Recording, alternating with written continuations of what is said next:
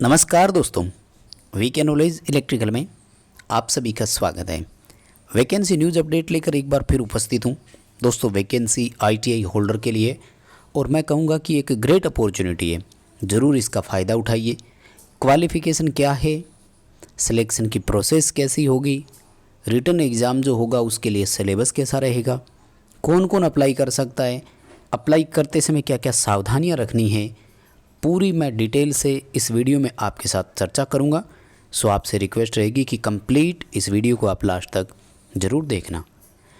Channel से पहली बार जुड़े हैं तो चैनल सब्सक्राइब ज़रूर करना। इसी तरह के अपडेट और न्यूज़ नोटिफिकेशन हम आपको चैनल पर प्रोवाइड करवाते हैं। आइए दोस्तों वैकेंसी की बात करते हैं। दोस्तों वैकेंसी है सिक्योरिटी प्रिंटिंग प्रेस जो हैदराबाद में है ना। नोट छापने वाली जो भारत में मशीनें होती है ना, तो ये सिक्योरिटी प्रिंटिंग प्रेस हैदराबाद की जो है वहाँ पर आपकी पोस्टिंग इसमें दोस्तों होनी है। रेगुलर पदों पर वैकेंसी है। बहुत सारे बच्चों के सवाल इसमें थे कि ये प्राइवेट है कि रेगुलर है। तो ये भारत सरकार का पीएसयू है, पब्लिक सेक्टर अंडरटेकिंग, भारत सरकार की संस्था है। सो आप इसमें अप्लाई कर सकते हैं और बिल्कुल रेगुलर पद के लिए। देखिए दोस्तों, वैकेंट पोस्ट है लेवल 1 के लिए। ऑल इंडिया इसमें ट्रांसफ़र और ऑल इंडिया में पोस्टिंग आपकी हो सकती है, ये थोड़ा सा आप ज़रूर ध्यान रखें। वैसे तो सिक्योरिटी प्रिंटिंग प्रेस हैदराबाद के लिए ही ये एप्लीकेशन इनवाइट किए जा रहे हैं, यानी एप्लीकेशन लिए जा रहे हैं। But posting all over India कहीं भी हो सकती है आपकी, इसके लिए फिर आपको थोड़ा सा तैयार रहना पड़ेगा। दोस्तों इंजीनियरिंग की जो ट्रेड है इसमें मैं बात कर लेता हूँ। आईटीआई वाले बच्चे हैं। वैसे तो ओवरऑल 83 पोस्टिंग ही होनी है, 83 सीट है। इंजीनियरिंग में जो है दोस्तों उसमें सबसे पहले फिटर वाले हैं, उनके लिए 6 सीटें हैं। देखो इस तरह की वैकेंसीज़ में प्रिंटिंग और कंट्रोल वालों के लिए तो सबसे ज़्यादा सीटें आती है। देखो उनकी 68 सीट है यहाँ पर। और उससे पहले जो देवास एमपी में बैंक नोट प्रेस वाली है उसमें भी वैकेंसी आई थी, तो वहाँ पर भी प्रिंटिंग वालों को ही प्रायोरिटी दी गई थी, मतलब सीटें ज़्यादा थी। देखो जिस तरह का जो भी वर्किंग प्रोफाइल है, अब मैं आपको किसी राज्य के बिजली बोर्ड की बात करूं तो देखो वहाँ इलेक्ट्रीशियन वालों के लिए सबसे ज़्यादा सीट होती है, क्योंकि वहाँ की जो वर्किंग नेचर है या वर्किंग प्रोफाइल जो है वो उस काम पर ज़्यादा टिकी हुई होती है। क्योंकि जैसे मैं यहाँ पर आपको बताऊँगा ना कि देखो वेल्डर वाले के लिए 1 सीट है, तो बच्चे बोलते हैं कि जी 1 ही सीट आई। दरअसल ये छोटे उपक्रम है दोस्तों, इसलिए यहाँ पर वैकेंसीज़ के लिए थोड़ा सा शॉर्टेज हमेशा रहता है, क्योंकि बहुत बड़े लेवल पर ये उपक्रम नहीं होते हैं, तो एक दो सीट होती है। इलेक्ट्रीशियन वालों के लिए देखो यहाँ पर 3 सीटें हैं। अब देखा जाए तो दोस्तों हमें तो एक ही सीट पर सिलेक्शन चाहिए। कोई 3 बच्चे तो ऐसे होंगे ना देखो जिनका सिलेक्शन होगा। हमारा बताना इसलिए भी फर्ज है कि देखिए रेगुलर पोस्ट है और पे स्केल देखो यार, 18,780 रुपये से लेकर 67,390 रुपये का पे स्केल रहेगा। यानी आप इसे लगभग 19,000 रुपये से बेसिक स्टार्ट समझ सकते हो, जो कि आपकी डीआरडीओ में भी है। रिसेंटली बहुत सारे बच्चे डीआरडीओ को प्राथमिकता दे रहे हैं, तो अगर डीआरडीओ के हिसाब से आप देखें तो यहाँ भी आपके लिए अच्छा खासा पोस्टिंग है भाई। वही 19,000 वहाँ 19,200 है। ऑल इंडिया सेंट्रल गवर्नमेंट का ये है, यहाँ भी सीधा सेंट्रल गवर्नमेंट का ही है। तो मेरा मानना है कि आप अगर आईटीआई इलेक्ट्रीशियन से हैं तो अप्लाई कर लीजिए। बड़ी बात क्या है कि अगर आप ईडब्ल्यूएस से तो ख़ास तौर से ट्राई करें, क्योंकि इसमें से 1 सीट आपके लिए रिजर्व है। देखो यानी अगर जनरल कंपटीशन आपका फाइट 2 सीटों पर हो गया तो ठीक, नहीं तो आपको एक आपस में ईडब्ल्यूएस वाले बच्चों के साथ फाइट करने की अपॉर्चुनिटी और मिलेगी। समझ रहे हैं? अगर ईडब्ल्यूएस है तो फिर फॉर्म ज़रूर भरें। फिटर वालों की 6 सीटें हैं, टर्नर की 1 है, वेल्डर की 1 है। इलेक्ट्रॉनिक्स वालों के लिए 3 सीटें हैं यहाँ पर दोस्तों। इलेक्ट्रॉनिक्स इलेक्ट्रीशियन दोनों बराबर चाहिए, इसलिए दोनों की बराबर रख दी। जितने भी पोस्टिंग है 83 पोस्ट पर सबका पे स्केल कॉमन है, एक समान पे स्केल रखा है। इंडस्ट्रियल डियरनेस अलाउंसेज के नाम से यहाँ पर ये अलाउंसेज दिए जाते हैं। आइए बात कर लेते हैं दोस्तों क्वालिफ़िकेशन के लिए क्या है। क्वालिफ़िकेशन हम इलेक्ट्रीशियन वालों के लिए बात कर लेते हैं, तो उससे आपको ओवरऑल सबका जो है वो समझ में आ जाएगा, क्योंकि जनरली हमारे साथ इलेक्ट्रीशियन वाले बच्चे ही कनेक्टेड है, ऐसा मुझे लगता है। देखिए फिर टेक्नीशियन, जूनियर टेक्नीशियन पोस्ट का नाम है। इलेक्ट्रिकल, बहुत सारे बच्चे क्या कंफ्यूज हो जाते हैं, इलेक्ट्रिकल में कोई प्रॉब्लम नहीं है। इलेक्ट्रिकल और इलेक्ट्रीशियन बात एक ही होती है। लेवल 1 आपका पोस्टिंग रहेगा यहाँ पर। Full time ITI certificate NCVT या SCVT इलेक्ट्रिकल में।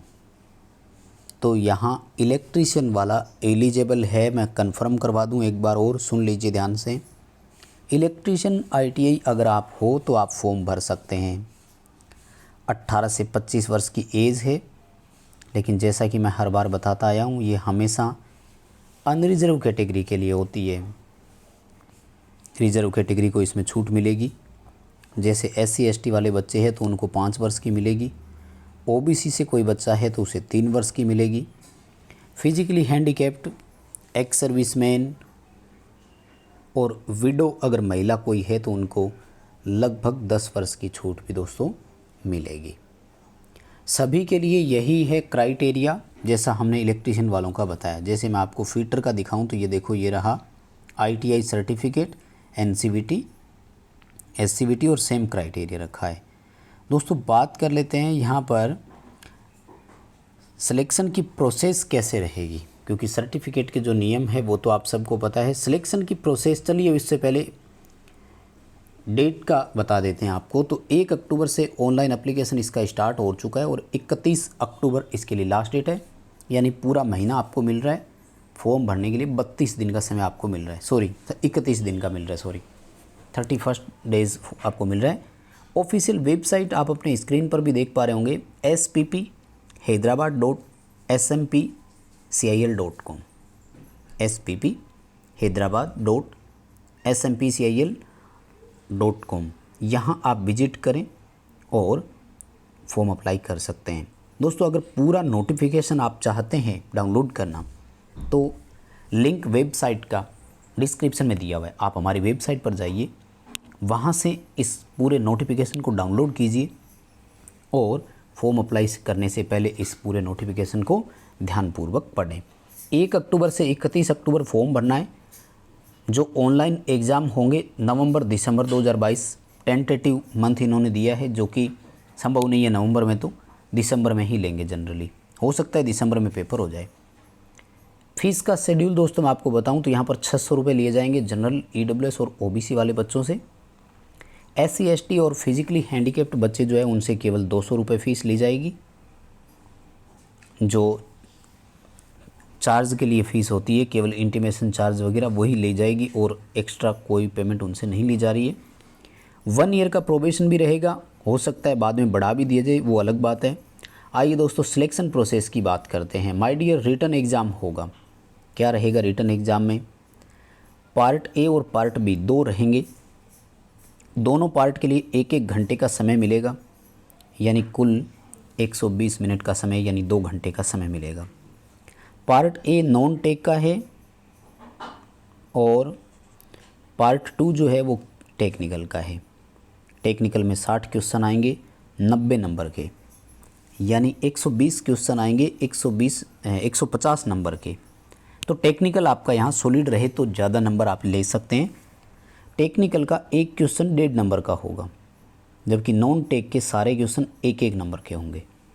लेकिन टॉपिक वही है, देखो जनरल अवेयरनेस DRDO में भी है, UPPCL में भी है, UP आर्मी TG2 में भी है। लगभग एक ही तैयारी से आपका पूरा काम हो रहा है। अर्थमेटिक एबिलिटी यानी गणितीय क्षमता बोलते हैं इसको। इंग्लिश लैंग्वेज के इंग्लिश भी देखो सब जगह है, और जनरल इंटेलिजेंस और रीजनिंग यानी रीजनिंग वाले 15 क्वेश्चन। कुल मिलाकर दोस्तों नॉन टेक वाला जो आपका सिलेबस है लगभग वही है जो आपका सब एग्ज़ाम में है, और टेक्निकल तो पढ़ते आए हो। जहाँ तक मेरा मानना है कि इस एग्ज़ाम के लिए आपको अलग से कोई समय देने की ज़रूरत नहीं है तैयारी करने के लिए। फॉर्म अप्लाई कर दो, रिटन एग्ज़ाम देकर आ जाओ। किस्मत से साथ दिया तो 3 पोस्टों पे आपका सिलेक्शन हो सकता है, क्योंकि चीज़ें वही है जो आप पढ़ते आए हैं, जो आप पढ़ रहे हैं। अच्छी बात क्या है कि एग्ज़ाम में कोई किसी तरह की नेगेटिव मार्किंग नहीं होगी। पेपर हिंदी इंग्लिश दोनों में होगा, लेकिन जो इंग्लिश के 15 क्वेश्चन आएंगे वो केवल इंग्लिश में ही रहेंगे। उसके लिए आपको हिंदी और इंग्लिश दोनों नहीं मिलेंगे। सिलेक्शन पूरी तरह से दोस्तों मेरिट बेस पर ही होगा। फाइनल जो रिटर्न एग्ज़ाम में मेरिट बनेगी वो, फिर भी मिनिमम पास मार्क जरूर लाने पड़ेंगे। यानी अगर जनरल या EWS से आप है तो 55% नंबर तो कम से कम आपके आने ही चाहिए। अगर 55% से कम है तो आपका सिलेक्शन नहीं होगा। एग्ज़ाम सेंटर की मैं बात कर लेता हूं दोस्तों। यहाँ पर तो देखो एग्ज़ाम आपको हैदराबाद, मुंबई, कोलकाता और दिल्ली NCR, यहीं इन चारों में से ही कोई एक सेंटर आपको चूज करना होगा और इन्हीं में से आपको पेपर देने के लिए कोई एक सेंटर मिल जाएगा। इनके अलावा कोई सेंटर नहीं है और जाने के लिए आपको कोई ट्रैवलिंग अलाउंस और वो अलग से आपको नहीं मिलेगा। और बाकी जानकारी जो भी है दोस्तों उसके लिए आप ये पूरा PDF नोटिफिकेशन पढ़ें तो ज़्यादा सही रहेगा, क्योंकि कुछ डिटेल इस पर ऐसी है, जैसे देखो वो राइट हैंड का आपको थंब एक्सप्रेशन भी देना है, ठीक है, सॉरी लेफ्ट हैंड का देना है ना। तो ये बहुत ज़रूरी होता है और बिना PDF नोटिफिकेशन पढ़े ये चीज़ें आप भूल जाते हो। हैंड रिटन डिक्लेरेशन, यानी हाथ से आपको एक घोषणा पत्र लिखना है, वो भी इसमें साथ में अपलोड करना है। तो ये सारे डेटा आपको यहाँ पर दिए हुए हैं, फ़ोटो, साइन कैसे कैसे होने चाहिए, और डिटेल से इसका सिलेबस भी दिया है इन्होंने टॉपिक वाइज कि कौन से टॉपिक में से हम कैसा सवाल पूछेंगे। तो वो पूरी जानकारी आपको इस नोटिफिकेशन से मिल ही जानी है। वीडियो पसंद आया तो लाइक ज़रूर कर दीजिए, अपने दोस्तों को इसे फॉरवर्ड कर दीजिए।